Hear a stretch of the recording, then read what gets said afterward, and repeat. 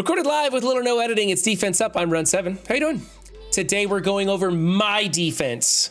That's right. These are the teams that I came up with in the wee hours of last night, and then Pathfinder Gaming came on voice and crushed my hopes and dreams, telling me how terrible these teams actually are. This is more of an offensively designed teams, saving all the good stuff for offense, and hoping that I can destroy anything I come across, which I do believe that a lot of people are going to be doing. So what I am actually going to be doing is stripping out all of what you see here today and going in a very, very hard turtle defense, which is something I don't normally do, but I'm going to try and challenge myself starting out this Crucible on the rocks. Anyway, team number 1 is the Bionic Avengers. This is a team that I am not going to be using on offense. I doubt it. I don't think many people are going to be using the Web Warriors anywhere because even those spider-based rooms, they're not going to do you much good in there with all the unavoidable attacks and stuff like that. So I don't think many people are going to be using anything I need this for. So I'm throwing it on defense. This will probably be one of the only teams that remains on defense for me. Everything else is going to strip out. This is fine. The ISOs are fine. The placement's fine. If you're looking to build your Bionic Avengers for raids, this is actually how you build it and one of the ways you can place it. There's a lot of people that like to argue the placement on this one, but I think this is pretty good. So actually this one here is a very lackluster A, but this is probably going to be the last A we see on my defense. All right, team number 2 is the Dark Hunters. This team's going to get wrecked no matter what. Morbius might actually be a decent character for plug and play hybrid teams if you're looking to do something clever. My next team is something that I thought was really clever, and it turns out it's total garbage. However, this team is simply my Dark Hunters team thrown in on defense, and it's kind of garbage. It is going to get wrecked really easily. This one's probably more of a B+ at best. Simply because I'm not going to be using it on offense, but it's not stopping anybody on defense at all. Okay. And finally, number 3, this is Portable Shield Device. This is the one where if you make somebody a fortifier, when they use their ultimate, it spreads it to adjacent characters, and strikers can't have offense down, basically. If you give them offense down, it flips to offense up. So what I was trying to do here is with Miles, he spawns in with stealth, and his first move is his ultimate ability, which would spread stealth to Hela and Star-Lord T'Challa. Now, one thing I could do is I could take my Morbius and move him over in there. That would be extra bleeds on the opening turn to help Zim do his thing. Pathfinder says, well, he basically laughed at me. He thinks this is garbage and it's trash. It's going to get blown up really bad. Scarlet Witch to prolong the negative effects, help prolong the bleeds, make the other team eat itself alive. An Axemen team might be able to get in here, feed off of the Gregs if the Gregs don't spawn under the stealth, although Miles doesn't put up the stealth in time. So the Bishop would be able to do his special or ultimate ability and wreck some people. So it's probably just a liability team, not very good. The team that we should probably be using in number 3 is going to be a Darkhold with Fury. That's going to be Wong, Heartless, Fury, MLF, and then Agatha in that order. That's going to be the shield, the strong turtle defense that I should probably put in here, with Fury spreading the positive effects, the speed up, the offense up, all that stuff on his opening turn real soon, and giving that to MLF, who's just going to open up hard on that one. Heartless also getting those extra positive effects. Now, Heartless does receive bleeds on his turn because of the magical disruptions. He receives a little bit of a negative effect there because of the room, the standard room bonus, but I don't think it's all that much to worry about. There's some time issues. Still going to be a super tough team, even though it's getting nerfed just a little bit in these rooms. This team is trash. Don't do this. I think that Zim and Hela would be much better used on offense. I think trying to utilize Miles with his spreading stealth, it's just too slow. It's not going to be effective.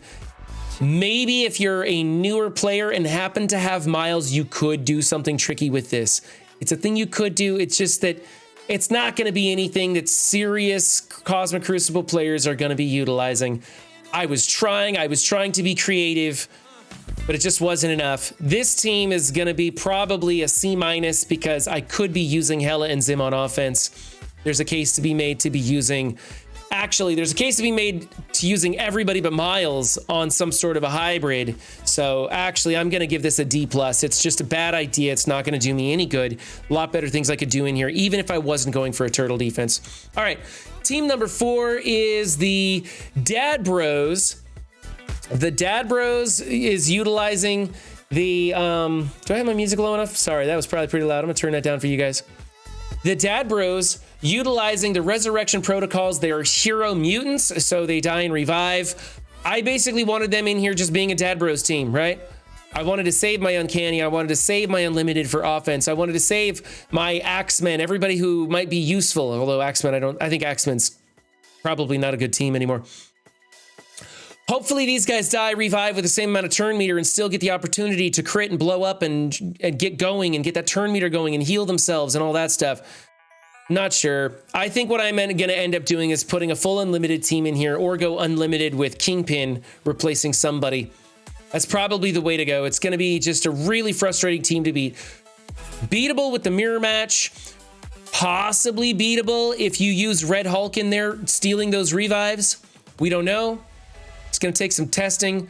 But this team is pretty lackluster. It's going to get beat by anybody else. Anybody that doesn't go full turtle defense is going to have an easy time beating this team. It's not stopping anything.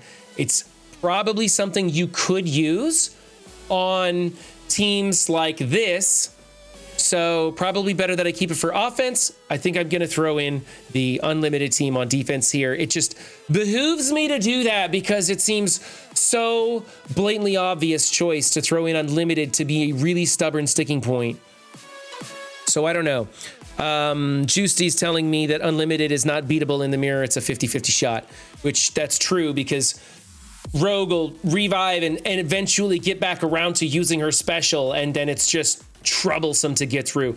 Lots of damage being thrown off by that team. Remember, we're not dealing with Age of X anymore, so you're gonna see your hero mutants not doing the performance levels that you're used to. That's why the Axemen isn't a great team this season.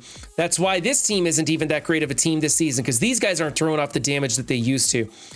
So I think this one's getting removed. It wasn't a terrible attempt, but it's not. This is a filler junk team at this point. It's not the ultimate. I'm gonna give this one a B.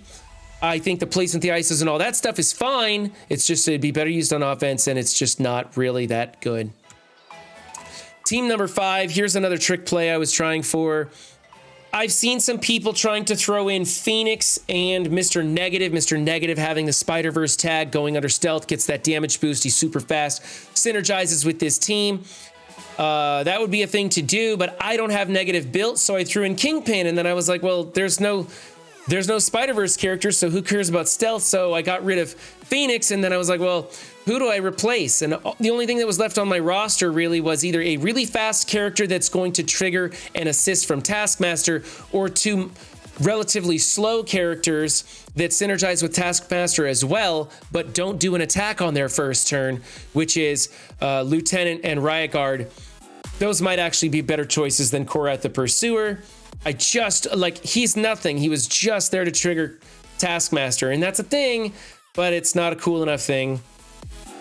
I do like the Zemo Red Skull. I love that feature, speeding this team up, making it even faster. If you have an Underworld team with Mr. Negative, I think using Underworld here isn't a bad choice. I think using Underworld anywhere isn't a bad choice. It's a good team, but you could treat this team like one or two, or this room like 1 or 2, and then throw in something like that. However, it looks like a tangled web with Phoenix and maybe Magic and maybe a Kingpin or something along those lines. Your choice. Getting them in there would be a good way to go. So that's probably what I'm going to be doing, is throwing in my Weaver, my 99. Forget Noir. Noir isn't worth the bonus. If you haven't built Noir, don't. If you already have, go ahead and use them. But Noir is not worth building, so don't do that. This was a failed attempt. I didn't have what I needed to make this work, and I think this is a C-. I don't think it's going to do any good. Anybody's going to have what they need available to beat this team. It's not going to stop anybody. They're going to one-shot it. So nice try. Got to try something else, though. As far as the ISOs and stuff, that's okay. It's just I just don't have the team built enough to make it work. I needed other stuff. Team number 6 is, no surprise here, Wakanda. Now, the question is, do you use Nakia, do you use M'Baku, or do you use Killmonger? My answer is yes. You use, first off, whichever one is built the most. That's probably going to be the way to go first. If all things are equal, it comes down to Killmonger or M'Baku. The reason you might want to use M'Baku is to keep Shuri alive. If they can come in here with something extraordinarily powerful, tank the opener, and they're able to kill Shuri, then the next time they go in, Shuri won't be giving the team speed up on spawn. And that's going to be really useful. M'Baku helps you to ensure that she does not die. That's one reason you might want to use M'Baku. However, the damage output from Killmonger is substantial. So take a look at your red stars, which ones you have built, and all that, and make the decision for yourself. For me, I am highly considering removing Killmonger and putting M'Baku in here. I am also considering building this team up now as opposed to later, because you're going to get the most value out of it in the beginning. And another thing that people should consider is that when the Masters of Evil get released, people who spend will have that team, and it's going to be taking out Wakanda. It's going to be the tool that Scopely sells us to fix this problem. And then free-to-play players will be building them later on and using that team. So this is the problem they presented us to sell us the team Masters of Evil. And by the way, Masters of Evil is required for a legendary unlock. The legendary unlock is not Apocalypse, nor is it related to Apocalypse. So you are going to want to be building the Masters of Evil no matter what. So keep that in mind when you throw resources into your Wakandans. If you really don't like the Wakandans, maybe don't worry about it, because eventually they will start getting beaten. And then, you know, you're going to basically come up with the question, did my opponents have Masters of Evil or did they not? And if everybody starts having Masters of Evil, we might end up starting to treat this room like 1 or 2. As is, this works. It's done well. It's done right. It can be an A. Probably need to invest a little bit more to make it better, but we'll see how it goes. As for the rest of my roster, this has got to go. This has got to go. This has got to go. This has got to go. And this is pretty much trash, but I don't really have anything better for it. I don't think I'm going to be using my Infinity Watch on offense or on defense, because I need something to attack with. I'm probably going to be replacing this with Death Seed. So that's what I'm doing for Cosmic Crucible. I hope that my crappy crafting ideas helps you to discover some new good ideas. And if you do get some good ideas, find me in my Discord, hit me up in my DMs. I'm open to everybody. And if you want your defense featured on Defense Up, find me there. Remember guys, don't just have a good game, be good to yourself and others too, and I'll see you next time. Bye.